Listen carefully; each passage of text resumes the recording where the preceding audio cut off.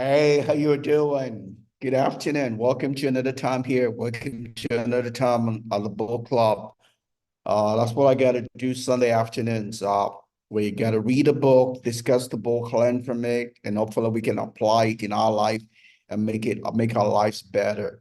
A book is what we use, the acts we use to our life, get all the frozenness away so that we can live, can enjoy life, right? We can have the fullness of life.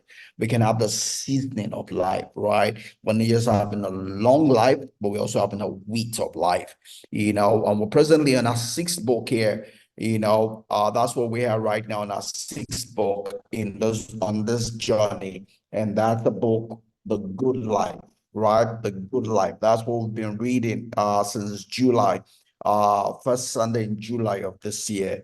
That's what we've been reading, and we're presently in chapter 5. Hopefully, we're going to finish chapter 5 today. That's where we are on. And the title of chapter 5 is Attention to Relationships, right?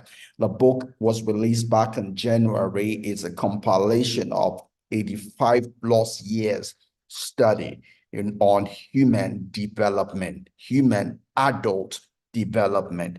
The question is, what does it take to have a good life, an enjoyable life, a quality life, a fruitful life, a healthy life, a long, but not just long, but a vibrant, resourceful, happy, enjoyable, fulfilling life.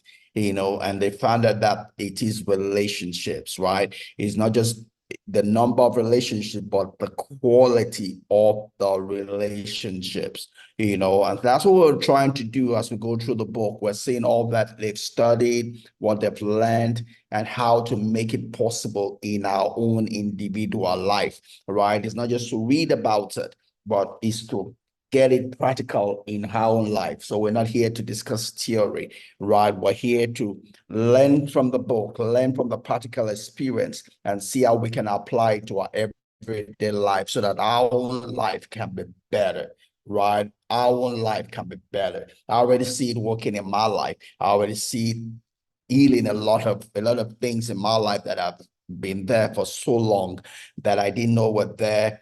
A lot of handicap in my life, I'm getting healing from, and I hope as many of you as have been following us are also getting the same kind of healing, the same kind of touch, the same kind of difference, even as you follow along as we read the book. And if you've not been doing that, we have everything on YouTube. We have some of it on Instagram Live. You can go there and you can follow along with all the discussions we've had either to up till now, and follow us as we go into the new year with this. I believe there are 10 chapters. Let me see how many chapters. Yes, there are 10 chapters in the book, and we're only just finishing chapter 5 today. So surely we're going to probably have another 5 to 6 months reading this book. It's taking us about 6 months, getting this far. We have about 5, 6 months to go on the book. So probably not be done with the book until about June, May, June, thereabout in 2024. Like we say all the time, we're not in a hurry, right? We're just here to learn, to grow, to make our lives better. I realize I have not arrived yet. So I'm trying to arrive, and I'm just using this as a selfish opportunity to work on my own life, right? It's a selfish opportunity to work on my own life. And I'm hoping that someone else's life can get better, even as I work on my own life, right? My main reason for doing this is not because of any other person's life but my life, right? It's that it gives me an opportunity to read the many books I have.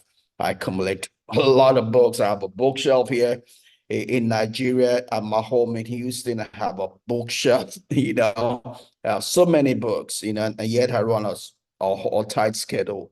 This forces me to read, because I need to read. I need to read.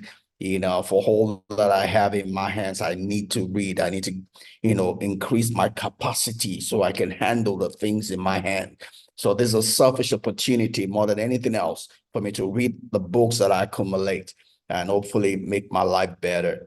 And just hoping that as I do that for myself, that someone else can get blessed by it. So welcome to another session here. We're gonna have this session here 10th. We have next session 17 next Sunday, and we'll take a break for Christmas and New Year, then come back January 7th next year. So enjoy this one, enjoy next Sunday, and we'll take a break till next year. As always, I'm going to bring up my slides here, and we're going to run through it. All righty. So I have my slides all showed up here on YouTube, and it's The Good Life. It's a book again, and the two authors we have Robert Waldinger and Marc Schulz. No, those are two people that worked at the Harvard School, right? Part of the study and lead the study at the Harvard School, and just compile this, together for us so we can get the benefit of it. So this is our fourth take on chapter 5, and we're going to hopefully be the last one to close out chapter 5. Next week, we'll do a first take on chapter 6 before we take a break for the New Year, Christmas, and we'll come back next year continuing on chapter 6. I love the title of chapter 6 is Face the Music. Face the music. More than anyone else, I need it.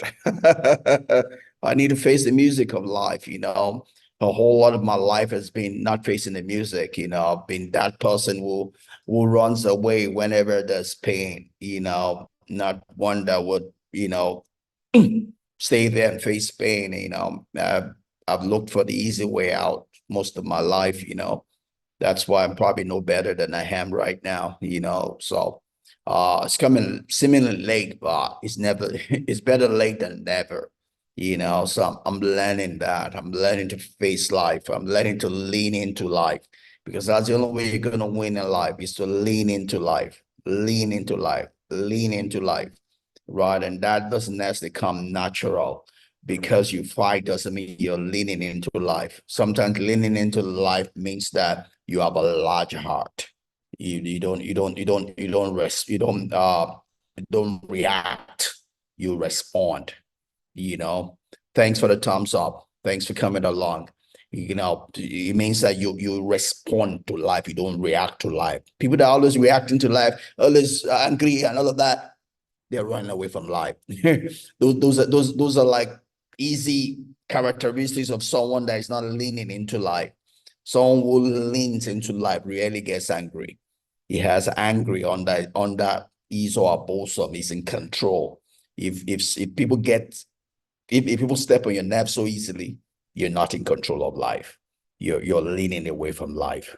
If you lean into life, people will rarely get you angry, because you enlarge your heart. You enlarge your heart. You enlarge your heart to accommodate more people, accommodate people's fault. You're not responding to every barking dog along the way, right? So I can't wait till next Sunday. Like you can tell, we're gonna have a good time, as we start that topic. We're gonna have an exciting time today also, because this is another topic we're treating today that is very close to my heart. This is very close to my heart.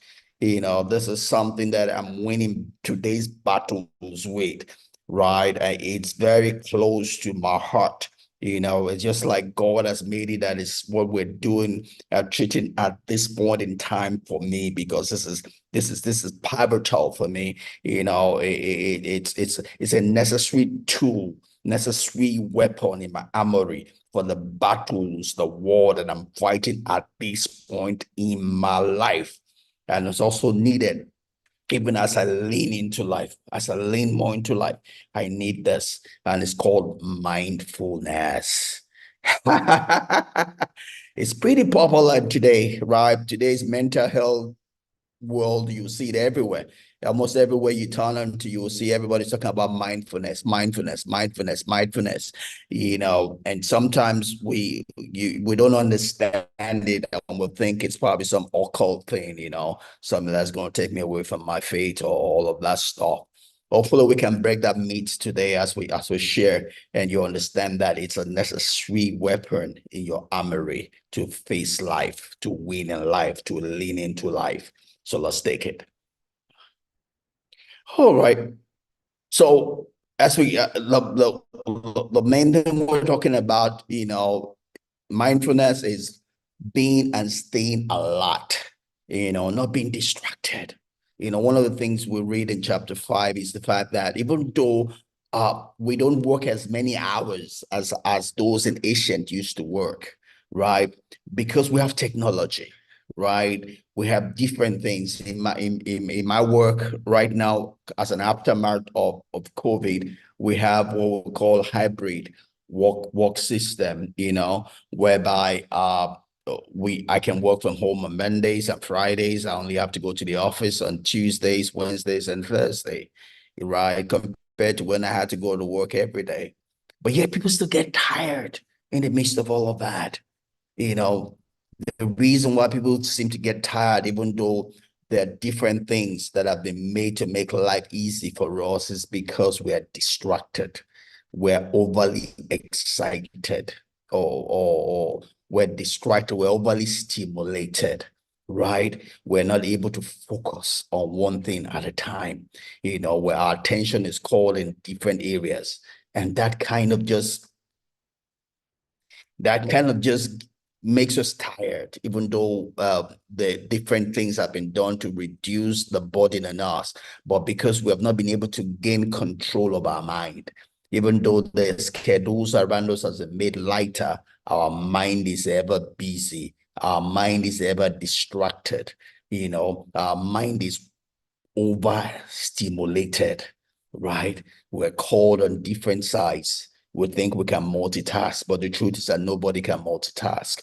Each time you think you're multitasking, you're switching between different tasks so often that it gets you tired. The mere switch itself is tiring, right? So we want to talk about the title, being mindful, living in the present moment, being in control of your focus, being in control, of your time, of your space, being where you are so you can get the maximum benefit of every place, every task that you find yourself in, being able to bring the fullness of yourself to the thing that you're doing so you can get the maximum effort, maximum result from what you're doing. You can bring your wisdom, your experience to that which is before you, right? And you're not doing too many things and you're doing nothing at the end of the day, so don't let me go too much ahead of myself. We'll take it bit by bit,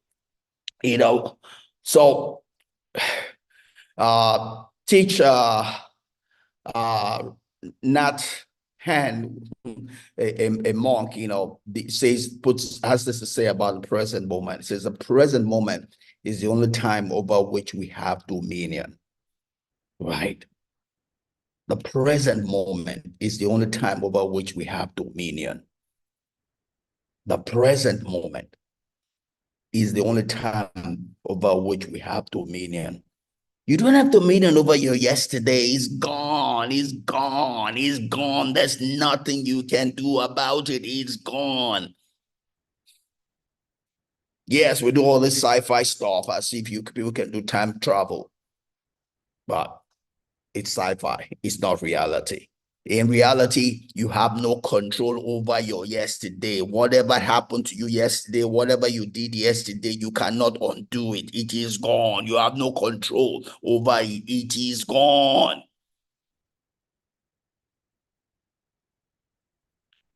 The only thing you can do something about is your today, your now, your now, your now, your now, your now, your now. That's what you can do something about, not yesterday.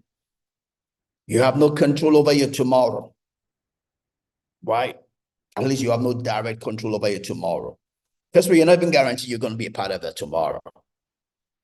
There's no guarantee you're going to sleep and wake up tonight.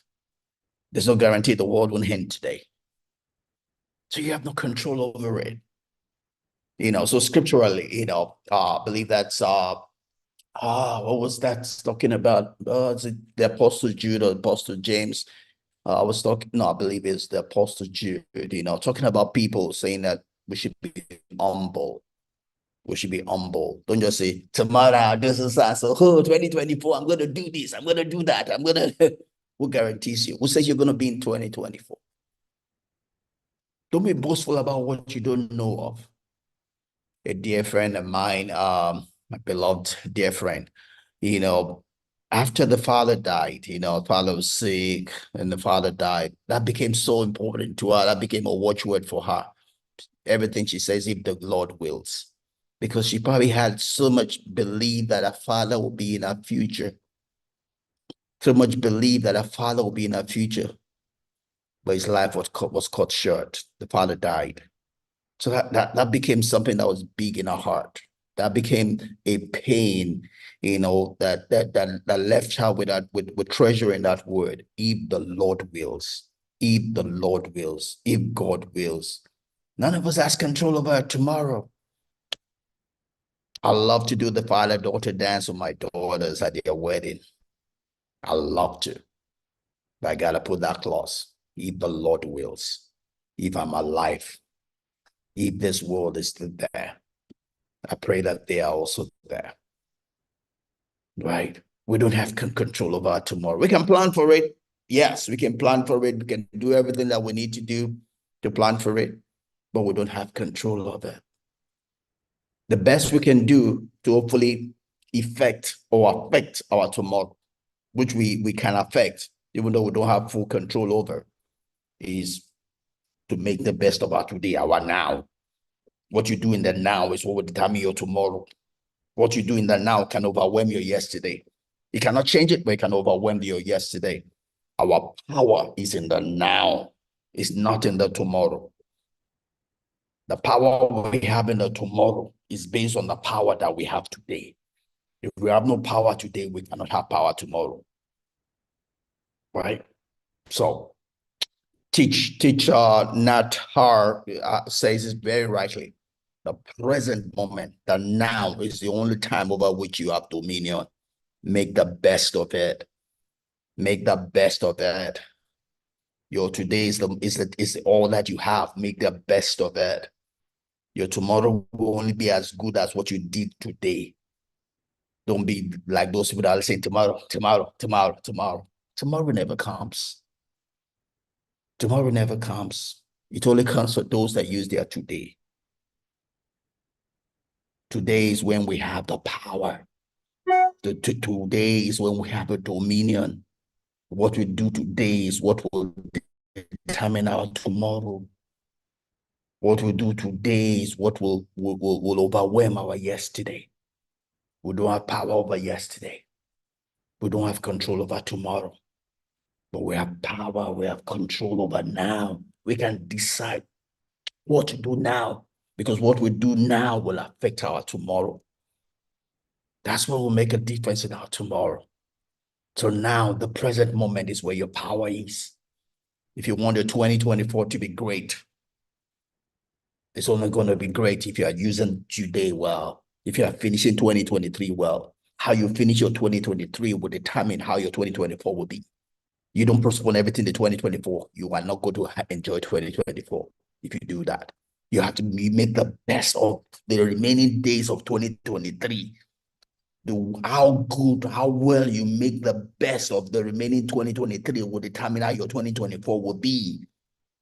You need to begin to maximize time, maximize opportunity, maximize preparation, set the foundation upon which you want to write in 2024. Today, not tomorrow, today.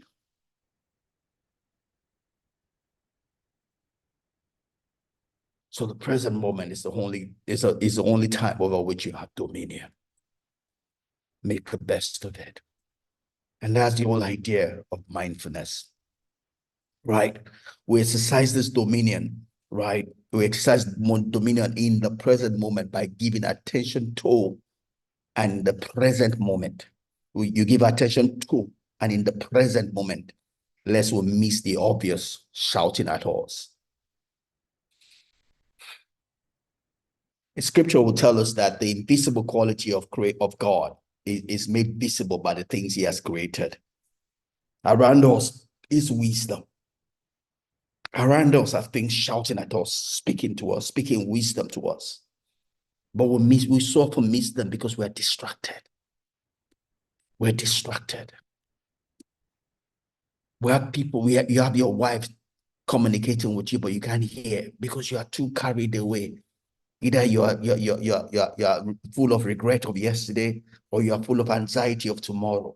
You are absent in the present moment, and you are missing the wisdom, the treasure that is so shouting at you. You're missing the obvious wisdom that is shouting at you. You're missing the obvious treasure that is shouting at you.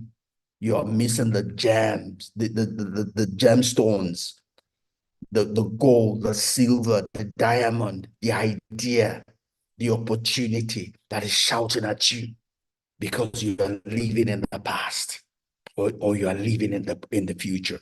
You are absent in the now. Your power is in the now. Your sowing is in the now. Your investment, your investing is in the now. You don't invest in the past. You don't invest in the future.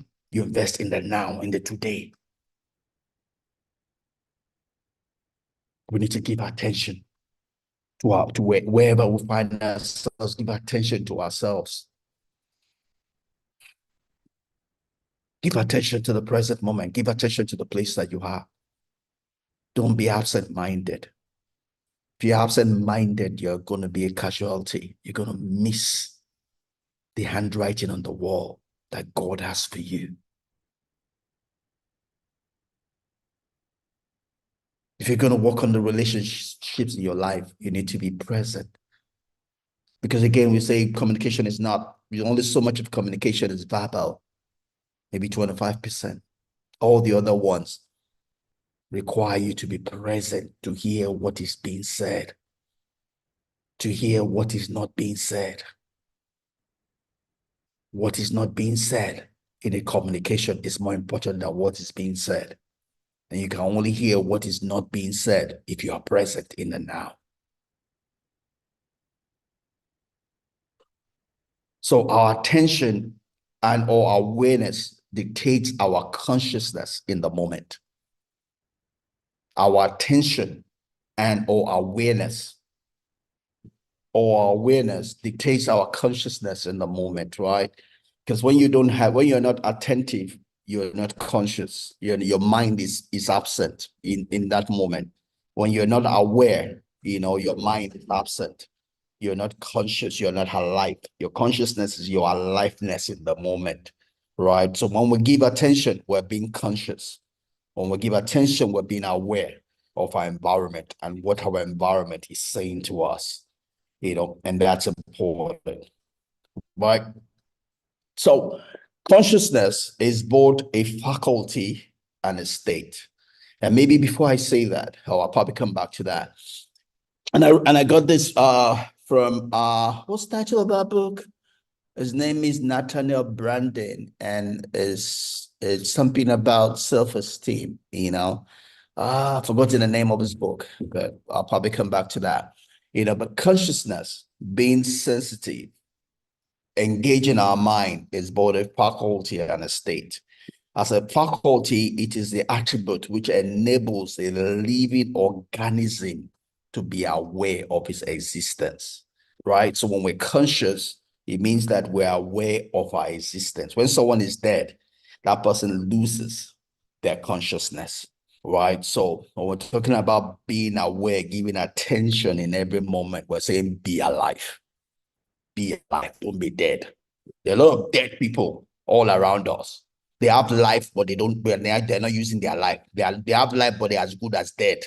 But you don't live in the moment when you are taken away by regret, when your mind is all about what happened yesterday, what happened in the past, or you are scared about tomorrow, you are dead, right? Consciousness is the sense of being alive in that moment, right? And you need that to live this life right.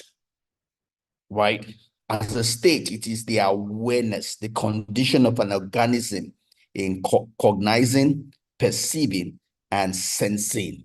So it's not just that you're alive, but you're also using all your different sense organs to get the stimuli that your environment is giving to you so that you can respond correctly, adequately.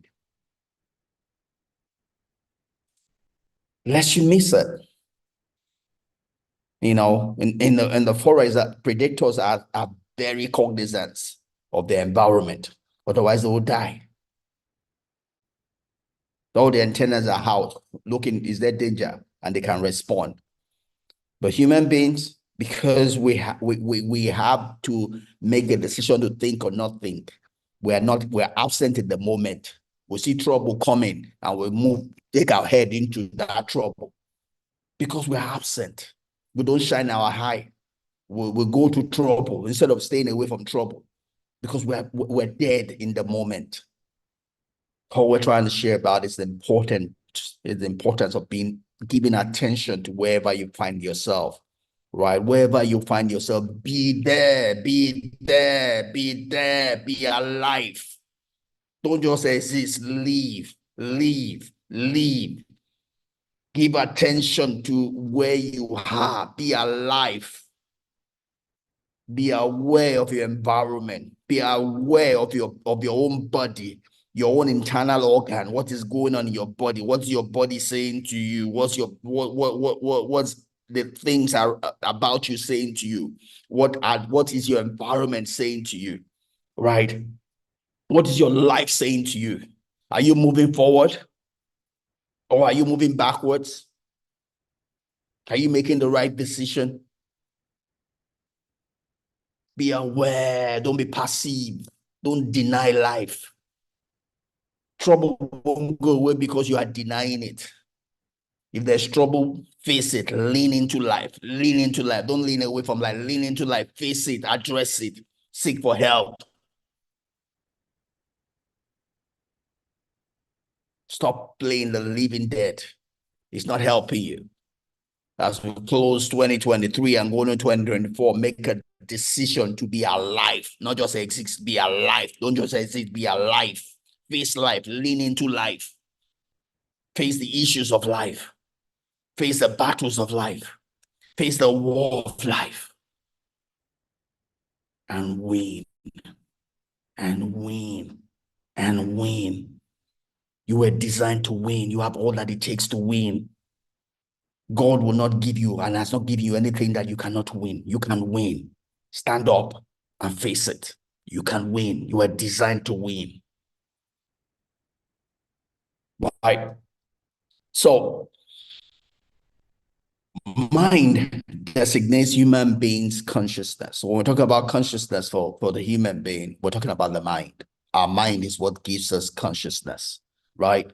When our mind is dead, we're not conscious. We're not conscious of where we are, right? For the human being, it's our mind that gives us consciousness. So that's why we use the word, instead of using the word consciousness and talking about this topic, we use the word mindfulness. Use your mind. Use your mind the way it was created. Be conscious. Be conscious of yourself. Be conscious of the environment. Be conscious of the moment. Be mindful. Be mindful. Be mindful. Be in control of your mind. Scripturally, the Bible says that God has not given us a spirit of fear, but He has given a spirit of law, of power, of a sound mind. The word sound there is the word temperate. First of all, let's use the word sound. The word sound means that you are not crazy. You are in control of your mind. That means you have your mental faculty is working well. Now, let me explain what it means for a mental faculty to work well. The way our mind is designed to be alive in the moment. Every time we're cognizant of something, we're conscious of something, right? Our mind sends a message to our brain and says, I've seen this thing. What is it? What is it? What is it? What is it? Our brain uses the memory bank that we have and says, have I seen this before? What is it? What is it? And gives us a message that says, this is what it is. Also, at that point in time, when we see something, our mind quickly sends a message to our storage bank. What should we do? What's the right action? What's the right action? We compare to what we have in our storage bank. what we've ever done before, similar thing, and we get a response back. This is the action to take. That is the way the mind is designed, was designed by God to work. When it's working in the right way, this takes place seamlessly, so fast that you don't even know it's taking place. But when you now begin with your mind, your brain begins to deteriorate. When you overextend it, when you overstimulate it, then the time for this response gets longer. So you are not sharp. You lose your edge. You lose your sharpness. Right? When your mind is in the right place, you have your edge. You have your sharpness. You decisions come to you that quick. Then you are 100% mentally sound. The extent to which this does not respond as it should is called mental sickness, right? It's not just you don't have to be a mad person to be a mentally sick. The extent to which you are not responding, your mind is not responding as it should, is the extent to which your mind is not sound. So when in the Holy Book, it talks about God has not given us the spirit of love, of power, and of a sound mind. It's a mind that is healthy, a mind that is whole, a mind that is walking the way it should walk. Another word for the word sound, there's the word temperate, a mind that is under control, a mind that you are controlling, not a mind that is controlling you. Because if you don't control your mind, keep your mind under control, you will run riot. Now, when it runs riot, you cannot be living in the moment, because it will be overstimulated, and it'll be distracting you from what you should do or where you should be, right? So the state to win in life is to get my mind to be sound, to be healthy, get my mind to be under my control at every point in time. My mind should never run riot on me. That is what we'll talk about, mindfulness. Mindfulness is getting my mind to be sound, my mind to be under control, getting to use my mind, not having my mind to use me. That is what is called mindfulness. Being mindful is having my mind to be sound, having my mind to be under control, having my mind to be available to work for me, having my mind available to war for me, to fight the battles of my everyday for me. That is what we mean when we talk about mindfulness, right? So the mind designates the human being's consciousness as different from that of lower animals. Lower animals don't have a mind, right? So for us human beings, we have a mind. That's how we're different from lower animals. Lower animals cannot make decisions. We can, right? So and we use the word mindfulness, right? That's when we use mindfulness when we talk about the consciousness of a human being, right? So mindfulness is a psychological state of moment-to-moment awareness. So when we talk about mindfulness, we're talking about our ability to be aware in every moment that we find ourselves, right? So another word for mindfulness, or another word for consciousness, the word awareness, being aware, being alive, being aware, being alive, being aware, being alive, being mindful, being conscious, having our mind to be sound, having our mind to be under control, keeping our mind away from being overly stimulated or overly stimulated or excited. Having our mind in a place that it can work for us, not against us, right? So mindfulness, as defined, technically, this concept was put together by John Kabat-Zinn, right? And he defined it like this. He says, mindfulness is the awareness that emerges through paying attention on purpose. Let's get the terms right. Mindfulness, consciousness, awareness is the awareness that emerges through paying attention. You're paying attention on purpose. You're not paying attention by by accident. You're paying attention on purpose. You're in control, right? In the present moment. You are paying attention in the present moment. In the present moment, you are alive. You are turned on. You are woken up from sleep. You are turned on. You are not passive.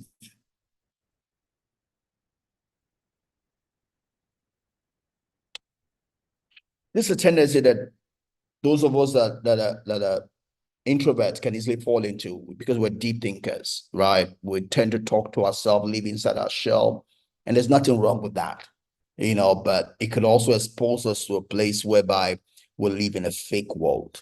We live in a make-believe world. We're not conscious in the moment. We're not conscious to reality. We're not facing life the way it should be. This also comes, when people develop uh when people have developed different personalities, they create personalities just to reduce pain. People have psychological pain, so they create a make-believe person to take away that pain. It only works, it might work temporarily for the moment, but the long term it's not gonna work for you. You gotta face life. You can't run away from life. You can't win in life by running away from life. Gotta face it. Whatever it is, we gotta face it. Gotta accept it and overcome it. Live above it. Don't let it overcome you. Live above it, right? Live above it. Yes, you can reframe it, but in reframing it, you gotta face life. Face it, face it, face it, face it, right? So mindfulness is the awareness that emerges through paying attention on purpose in the present moment, not judgmentally, non-judgmentally to things that are. You're not judging, you're just paying attention. You're not forcing definitions. You are like you're paying attention in such a way that you want that thing to speak to you. You're not too much in a hurry to speak to it. You want to listen to it first of all. Some of us were too much in a hurry to give definition to things. We're too much in a hurry to judge things. Someone has done something, you're already classifying that person. Oh, he's not a good person. Oh, it's not for me. Oh, he's a devil. Oh, he's from so and so. That is not mindfulness. That is leaning away from life. That is not having a large heart. You are reacting, not responding when you do that. When you're all about judging people, judging things, you are reacting, not responding. The way to win in life is to respond, not react. So first of all, wait and hear from that thing, right? You pay attention in the moment in a non-judgmental way because you want to hear from the people and from the things. Things do talk. Things do talk. The color of the house, the width of the house, the way things are placed, the way things are called, the order, the arrangement. They're all speaking to you, if only you're attentive to what they're saying. Don't be too quick to judge it. Listen first of all. Listen and understand before you make a decision. Don't be too much in a hurry to run away from it. Listen. Life is talking to you. Life is talking to you. Listen. Life is talking to you. If you don't hear, then you can't give the right to respond. You can't win if you can't hear. Don't forget. Sun Tzu would tell us that the way to win wars is to know yourself and the enemy. Know yourself and the things that are challenging you. So you got to be present at the moment to listen to yourself and listen to the things that you have to combat. Don't be too much in a hurry to judge them. Listen, first of all, understand them so you can address them aright. That is what it means to be mindful, right? Take people for who they are. Don't be too quick to judge them. First of all, understand them. Because if you don't understand them, they cannot understand you. Remember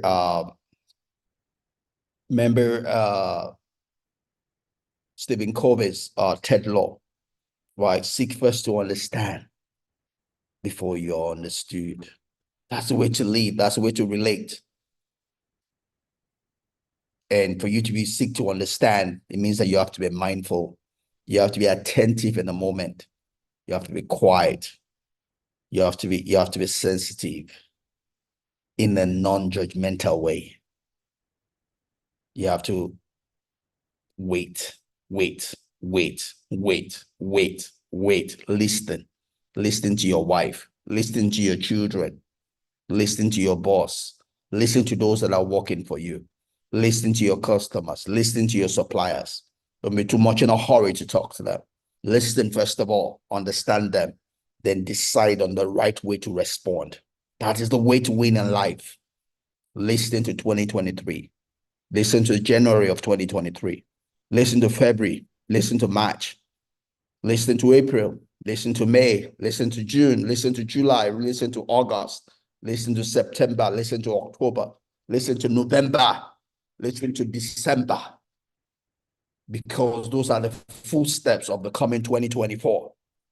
If you don't understand 2023, you cannot understand 2024. If you don't hear what 2023 is saying, you will not know how to walk in 2024. Because the full steps of 2024 are in 2023.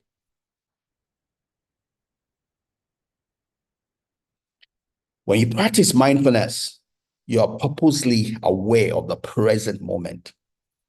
You pay attention to your feelings. You pay attention to your thoughts. You pay attention to your senses. You pay attention to your environment. You accept the moment without judgment. You accept the moment. You accept the environment. You accept your senses. You accept your thoughts. You accept your feelings. You accept without judgment. There's a reason why you feel the way you feel. Don't be too much in a hurry to turn it off. Listen to it and understand it so you can address, you can respond appropriately. Don't be too much in a hurry. Why do I feel the way that I feel? Why am I sensing the way I'm sensing? Why are those thoughts coming to me? Why am I feeling the way I'm feeling? Why is my environment the way that it is? You need to understand that so you can use it. You need to understand it so you can use it. You need to hear it so you can speak to it. So, at the core of the practice of mindfulness is about alertness and attention. Alertness and attention. At the core of mindfulness are just those two words: being alert, aware, conscious, attention, giving your attention to it. You are alert. You're attending. Remember the word attention we said is the word to nurture, to wait, to culture, right? So you're waiting on the present moment. It's just like the waiter would wait on the guest. The waiter can tell when they need water, when they need something more. That is what it means to be mindful. Be mindful in the present moment. Be mindful of the present moment. Be mindful of where you are. That's the way to win. That's the way to win. That's the way to win friends. That's the way to win your boss. That's the way to win your peers. That's the way to win those that are working for you. That's the way to win your customers. That's the way to win your suppliers. That's the way to overcome. That's the way to win your relations, your parents, your spouse, whoever, is by giving attention in the present moment, listening to them so you can adequately respond to them, so you can love them, you can see them, you can hear them. Right? So the human mind has a tendency to run away. That's what we started with, right? The human mind has a tendency to run away. The goal of mindfulness is to keep bringing it back home to the present moment, right? Scripturally, the Bible says that You should be sober. The word sober is the word be temperate, be under control. Again, you see that word coming when it talks about God has not given us a spirit of fear, but he has given us a spirit of love, of power, and of a sound mind. The word sound mind is also the word sober mind. Sober mind, sound mind, temperate mind.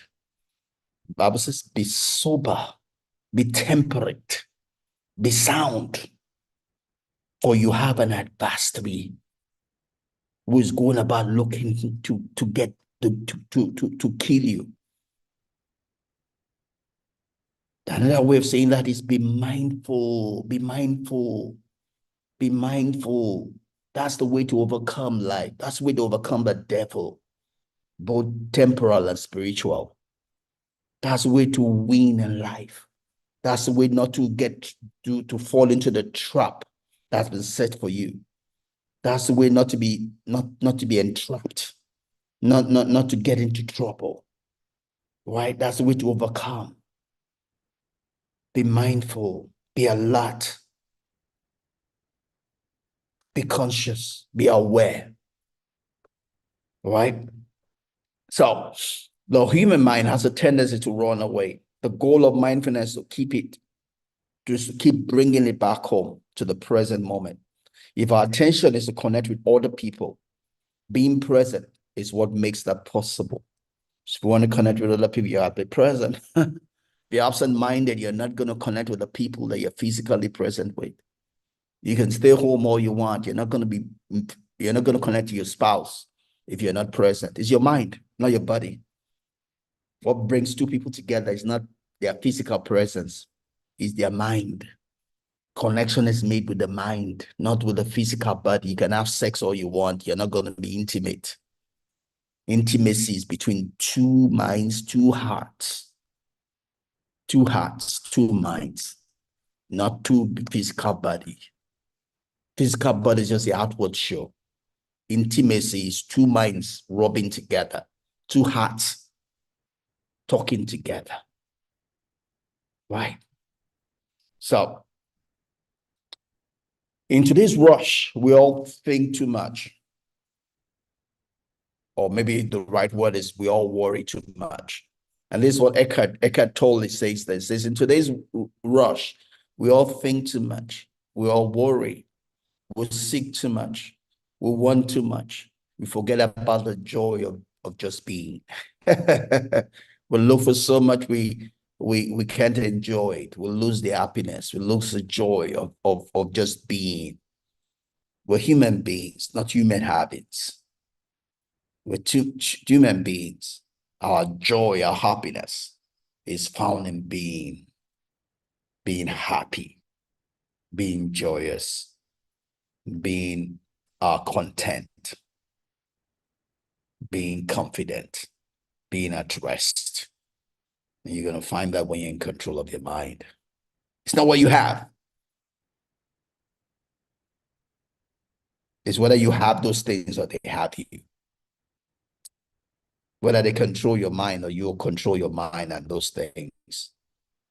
That's what's going to make for a happy life, not the amount of things that you have or seemingly have. Because truly, if you're not in control of your mind, they have you, you don't have them. Right? So if you're going to have a good success, you have to have a sound mind. You have to have a sober mind, have a temperate mind. You have to be mindful, be in control of your mind. You got to keep your attention, be aware, be alert, be mindful. Right? So, this distraction of the mind is better understood as overstimulation. When we're not able to gain control of our mind and we're all just scattered everywhere, we're overly stimulated, right? And we lose the control of our mind, and our mind then is not sound. Our mind is sick. When our mind is overly stimulated, it is sick, it's not sound, and it can't work for us, right? So understanding another person is great, but just trying to understand goes a long way in building connection. When you're mindful, when you're present, you're able to hear what the person is not saying, that you can be connected with that person. You can see that person. You can love that person. And you can hear that person. That person can feel loved, feel seen, and feel loved. Feel seen, feel heard, and feel loved, you know. So to give attention to people, you know, so just some of the things we can do as we apply this in the relationships in our life. To give attention to people, we can ask some of these questions when it comes to people. Question is, how is this person feeling? You know, when we're with someone, you want to make connection with that person. You know, you need to ask, how is that person feeling? Because the person's probably not going to tell you, but how that person is feeling helps determines whether you're going to connect or not, whether that person is going to feel seen, feel heard, or feel loved. So ask yourself, how is this person feeling? What's this person thinking about? You know, am I missing something here? Is there something that's important that you're missing in this person's life that that person would really love, that you probably know, you know, so the person can feel loved, feel heard, and feel seen, right? So how might I feel if I were in this person's shoe? So if you're truly going to connect with someone, then you have to have empathy. If you're in this person's shoe, what would you do differently? How would you relate? How would you carry the person in that moment? More often than not, we're too overly concerned about ourselves. We're, we're concerned about the things we did not do or the things we must do or something. And when absent in the moment, if we're going to build relationships, then we have to be present in the moment and care about the people in our lives, right? Whether it be our children, our spouse, our parents, our bosses, our colleagues. Gotta ask that question. If roles were changed, what would you have done to you? That's the golden rule. Do unto others as you will have it done to you. That's the way to build relationship. That's the way to build connections. That's the way to be socially fit. Right? So some of the natural outgrowths of focused attention, some of the things we get when we begin to be mindful is that we get reciprocal love and consideration, because when we show love to people, that's something we're sowing in their lives and they can return that to us also. When I'm concerned about people, I'm sowing a seed and I can expect the harvest back in my life also. When I'm listening to things, then I can expect them to listen to me also. And I say things, not people, because everything is speaking to you. Your environment is speaking to you. If you can listen and respond correctly, then that thing can work for you as well, right? You feel a sense of belonging, you know, and you have positive feeling about human relations in general, because people love you. People aggregate towards you if they see that you're a person that loves and cares for them and you're making a difference in their life and you're feeding something inside of them. People go to people that feed something inside of them. People aggregate to people that feed something on the inside of them. So if your life feeds something on the inside of people, they will aggregate towards you and you'll get the benefit of that, right? And as we try to close here, uh, so we can give a little more attention every day, you know, and that will make a difference in our life. We need to ask a question: what action could you take to give attention, appreciation to someone who deserves it? What can you do, you know, to give attention to people around you, to your spouse, your children? Consider distraction-free times, you know, what times you can be free from distractions and activities, just to focus on relationships that are important to you or things that are important to you also. It doesn't have to all just be relationship. There are things, tasks in your life that you probably need to focus on and get the better of. You know, probably need time, you know, to think about 2023, closing 2024.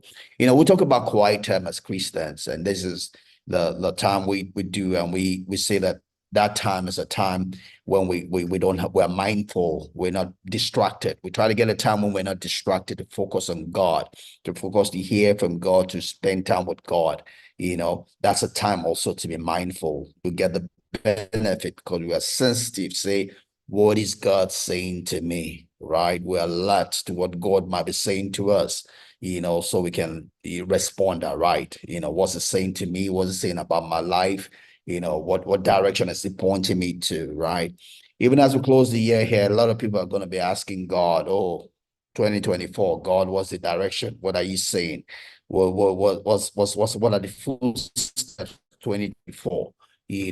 And that comes from a place of not being distracted, of being alert, or giving attention, and that's what we would typically would say when we look at Isaiah 40, and we'll talk about those they that wait on the Lord, is they that are mindful of the Lord, they that spend that time to be quiet, to be alert, to attend, to be conscious, to separate out that time with God, to listen to Him, then they can hear the direction that is given to them, So those are things we can do, and when it comes to relationship, we can be radically curious, we can ask questions from people, show that we care, and not just be overly about ourselves, we can ask those open-ended questions just to let people know that we're conscious, we're listening to them, that would help with relationships, with human beings, right? And lastly, as we try to close here, it also helps, when we notice someone, well, noticing someone is a way of respecting them, right? When we notice someone, it's a way of respecting them. It's saying that we give heed to who you are, where you are, what you're going through, right? So that's a benefit of mindfulness. When I notice someone, I notice you have not eaten. I notice, oh, you just bought new glasses. It's a way of you're giving respect. You're telling that person is loved, that person is seen, and that person is heard. Don't forget again, what a person does not say is more important than what that person says.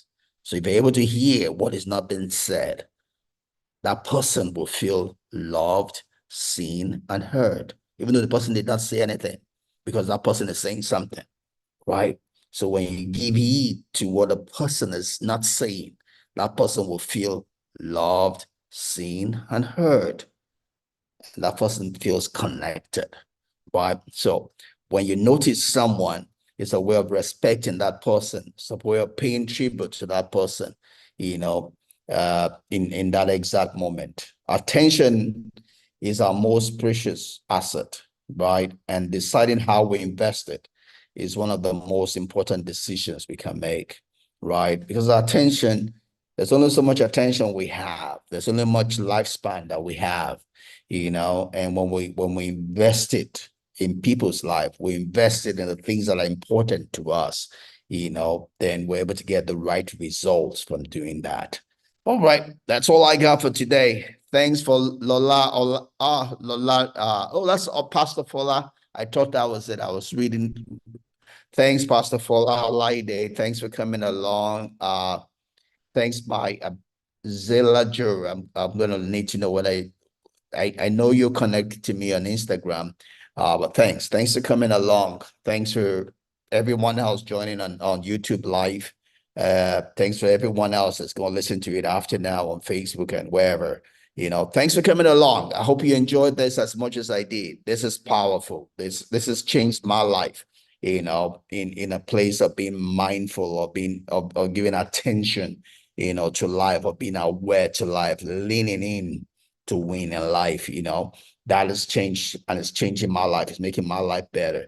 So I hope it's blessed you also. I hope it's making a difference for you also. Feel free if there's any question you want me to ask, or you want us to discuss further. I'm pretty open. Feel free. You can send me a note wherever, Instagram Live, Facebook, YouTube, wherever you meet me, wherever you hear this, feel free. And we can share together, bless one another, and make our lives better. I can share with you personal examples and all of that, But thanks for coming along. God bless you. Have a great week ahead and see you next Sunday, God willing. And we're gonna go through chapter 6 of our book, and it's gonna be facing the music of life. All right. Till then, take care. Shalom. God bless you. Bye-bye.